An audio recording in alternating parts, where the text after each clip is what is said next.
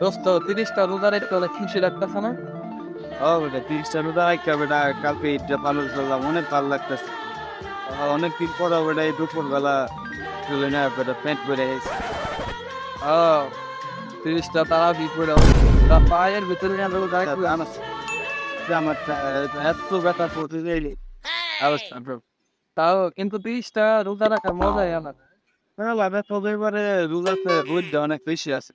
তো কষ্ট হয়েছে আল্লাহ আমার নারাজ গায়ের বল।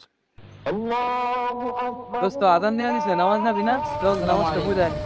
বেটা চিয়ার নামাজ রমজান শেষ না রমজানের শেষ নামাজ যা কি তো রমজান শেষে দেখছি কি নামাজ পড়া যাইব না?